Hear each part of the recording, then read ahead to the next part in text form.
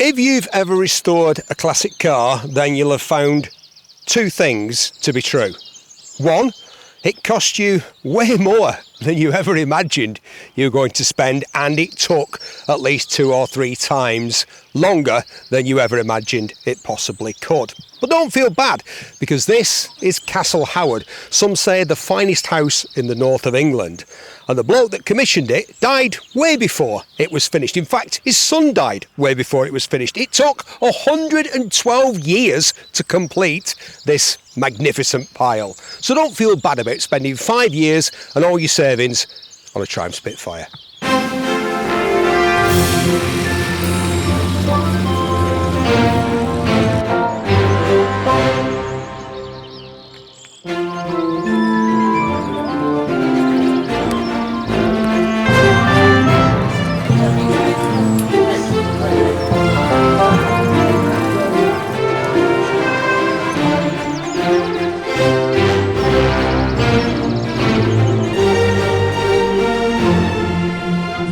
Welcome to the Father's Day Classic Car Show at Castle Howard.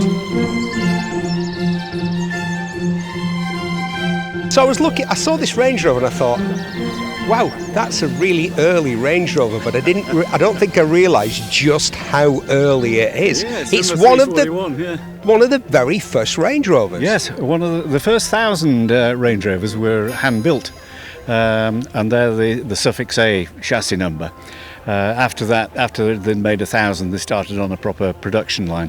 So it's a very early one and relatively rare. They're very much sought after, the suffix A's. And I think that, would I be correct in saying, this is, in some ways it's terrible that I've remembered this. They were all the same colour, Bahama gold. That was all you were allowed to have them in. Have I remembered that right? Or well, I think there were 1 or 2 other colours. There was the green. Green. There was green. Yeah. Right. Okay. There was a blue as well, and my friend would tell you the exact. Turquoise blue. It was a pale blue because I don't remember around that era. But this car was actually in a barn, and one of our friends owned it and wanted to get rid of it. And it was in a complete rust bucket, and then so we introduced them, and the other friend bought it, and he refurbishes cars to. Spent a couple of years, just taking every single nut, bolt, rivet and everything. But what he's done as well is it's not faithful exactly ex-factory, because he's done certain mods to it very, very discreetly to make it a really usable 21st century car.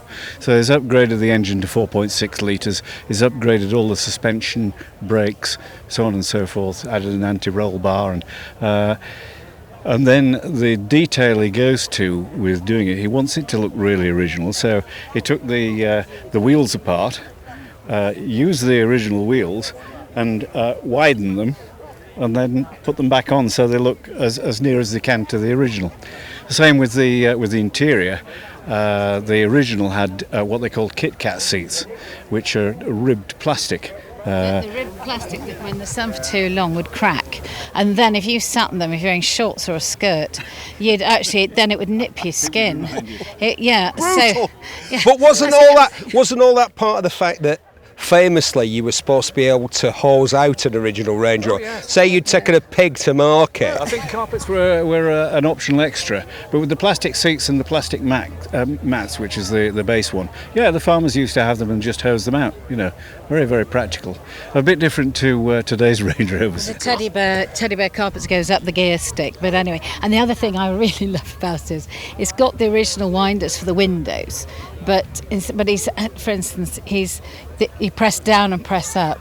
They're electric windows. On the winder. The winder is the switch for the electric windows. It looks the part, but actually you have the comfort of having electric windows. He had the seats completely recovered, but in Palomino leather, but to look exactly like the original plastic seats. These were pretty primitive cars, weren't they? I mean, it was a workhorse, wasn't it? A posh workhorse, but a workhorse. Even now, they feel every bump in the road. I've got a fractured spine at the moment, so I'm wearing a brace. Oh, yeah. But also, when you go past the farm tracks in York, the roads are so bad, I was going, oh my God. So yes, it is primitive, but what were the other cars like then anyway? You can't really compare, you have to compare like for like. So what was a Rover like? What was a whatever like? Well, and when I actually did have my own Range Rover and I decided to have a vasectomy, my wife came to the hospital to pick me up in the 911. Oh, did she? Thank you, darling. Yeah. Every bump, every cat's eye, every grid. I expect to see the Range Rover coming around the corner. I saw the 911 and I thought, you...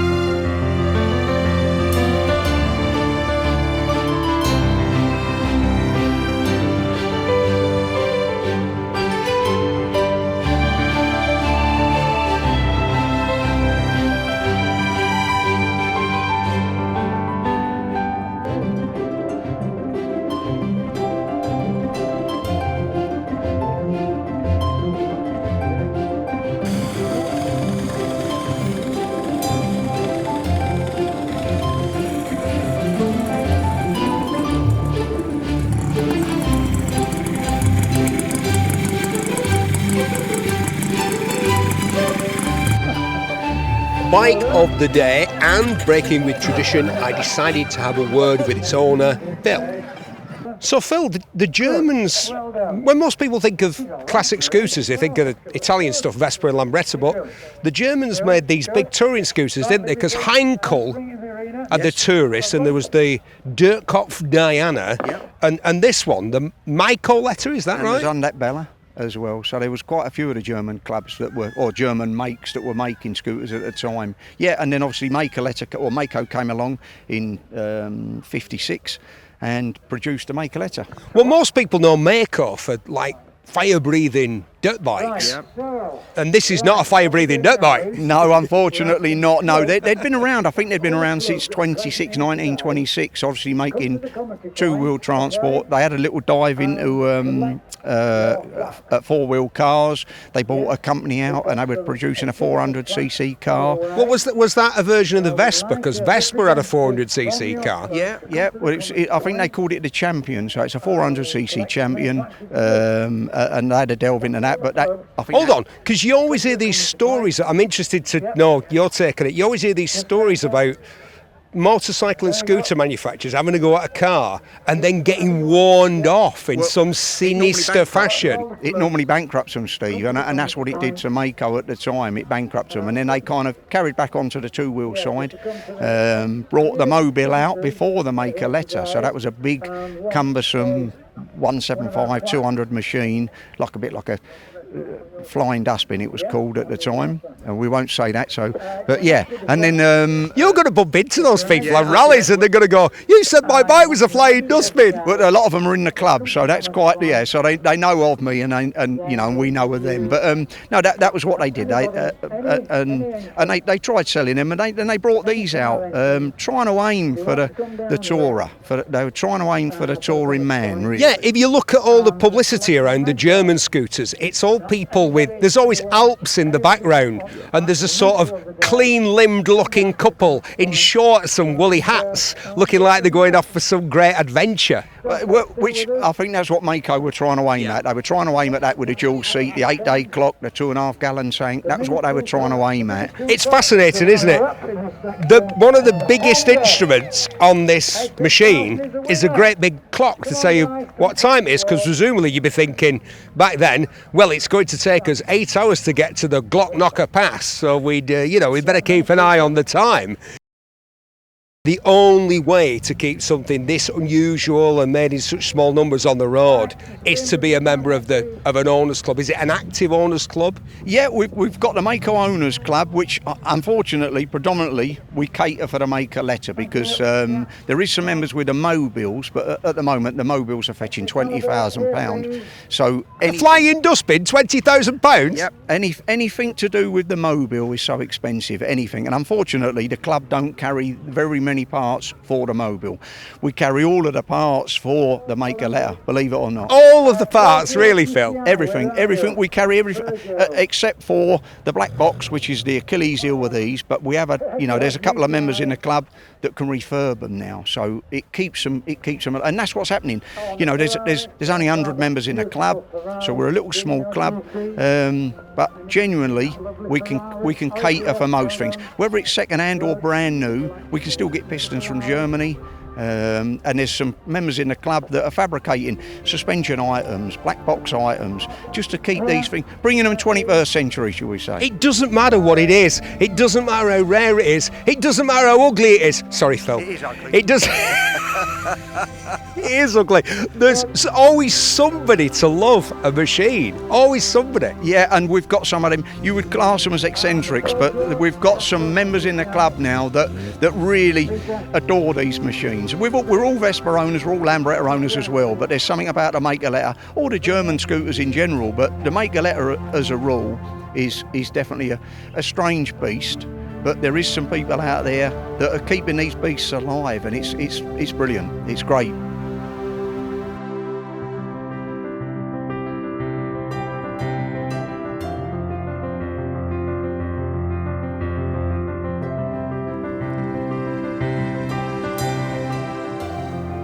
Dog of the day, as ever, a fine selection of canines. Which was your favourite? I like this one.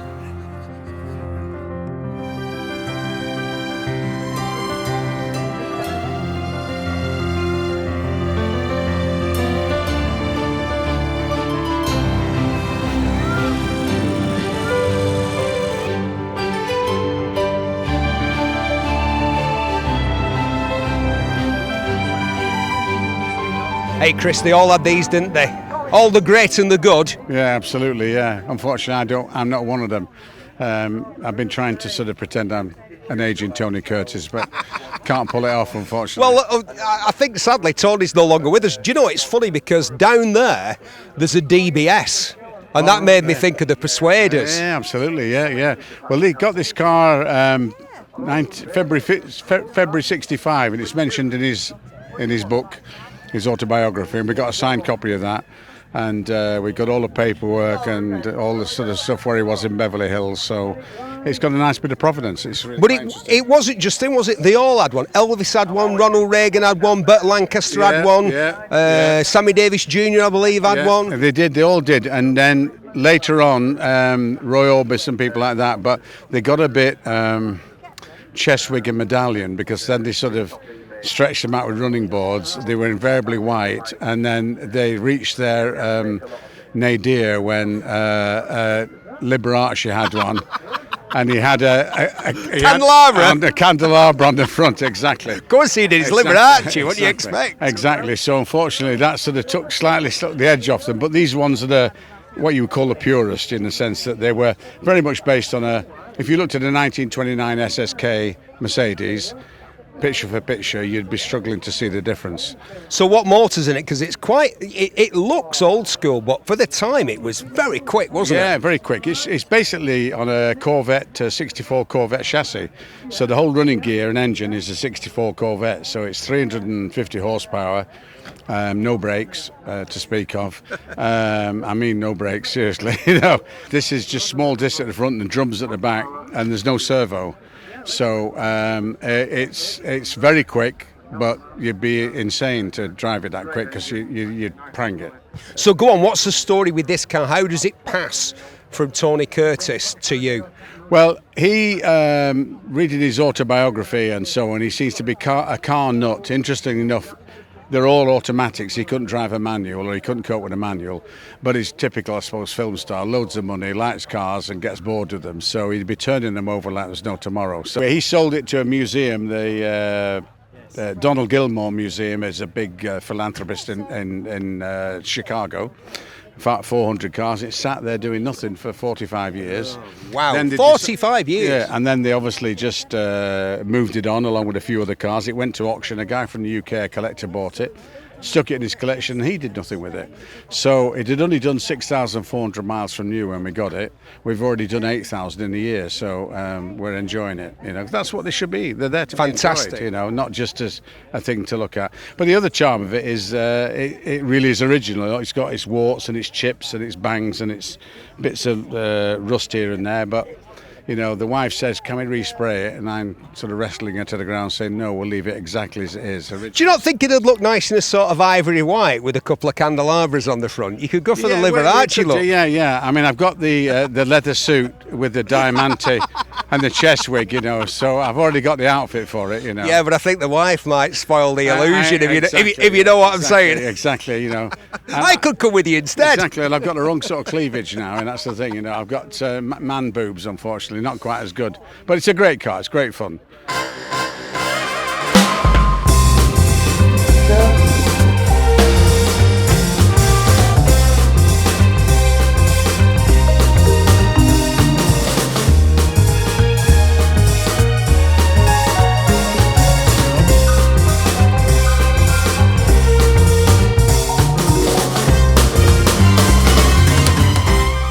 Time for car of the day.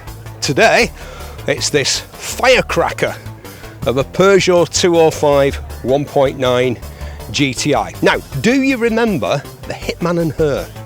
Pete Waterman, noted steam enthusiast and record producer, and Michaela Strachan, back when she was best known as a hottie. Right, well, normally they used to be at a place called Mr. Smith's in Warrington, and that's where me and my pal John used to go in his 205 1.9 GTI. 0 to 60 in less than 8 seconds, a top speed of 130 miles an hour. No great shakes now, but back in the day, those were some impressive numbers. But that didn't give you an idea of what it was like to drive. And I'm not just going off memories, I drove one of these recently, and it is an exciting, exhilarating, raw experience that you get from no modern car. My car of the day, for me, the definitive hot hatch of the 80s, the Peugeot 205 GTI. So, is it a Ferrari? It's a Dino, but it is a Ferrari, yeah. So in '76, in America, they changed the name from Dino to Ferrari. So everything badged after '76 is a Ferrari. But in fact, in the UK, I think everything was always badged as a Ferrari. So, is it a Ferrari? Is it a Dino? Who cares? It is one of the coolest things to ever come out of Maranello, in my opinion. So, yeah, I mean, I remember these. I clearly remember them being, because believe it or not, Bury, Lancashire had a Ferrari dealership and a Porsche dealership through the 70s and 80s. Ian Anthony. Yeah. I remember seeing the 928 Porsche in there for the first time in the flesh. Yeah. And I remember seeing these in there as well. Yeah. So to dispel the myth, so this is the ugly duckling, it's not a proper Ferrari, all that stuff. But all of the people who are quoting that sort of chat online and what have you, I guarantee they haven't driven one. Because as a driver's car, with perhaps the exception of the 355, this is the car. It's completely analog. It does what you tell it. If you tell it wrong, it tells you. And it's just a wonderful car to drive. But you're on the limit a lot lower than you are in a modern Ferrari with all the toys. And, so it's just an amazing driving experience. So obviously cars like this often have special owners first time around.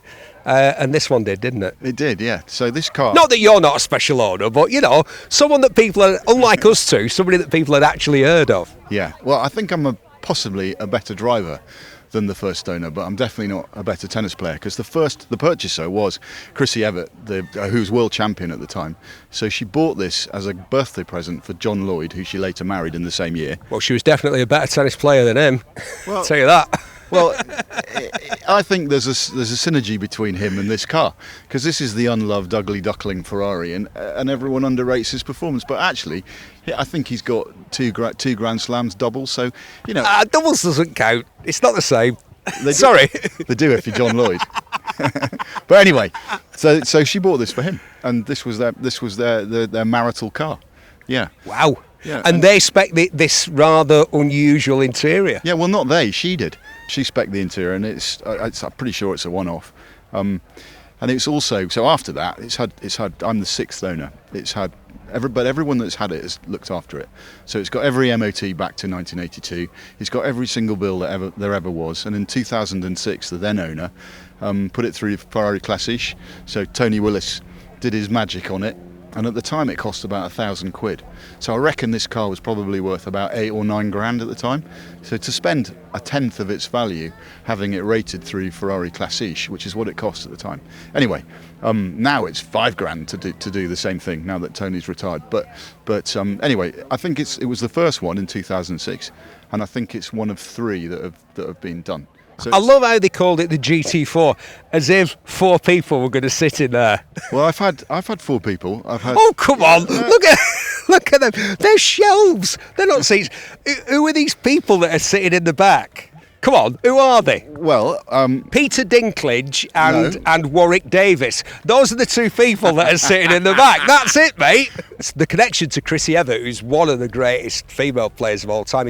But I'm also sure that they lived in the UK at the time. Well, yeah, because it's right-hand drive. I was going to say he's British, so Yeah. they lived in the UK at the time. And I'm pretty sure their mates were all the tennis people. They weren't knocking about from people that worked at the co-op, probably. So I reckon, maybe Eli Nastasi's had a spin. Let's find out. I'm desperate to speak to Chrissy Everett to find out. But I think if Vitas Garolaitis got within 10 paces of her, he definitely would have tried it on. So who knows what happened in this car? My mates call this the 308 GT4 FFB. Oh, here we go. Yeah, this is not going to be suitable for broadcast. This is going to be the bit we have to cut. So let's cut here. Thank you for the interview. We'll press on. Good to... You're quite right.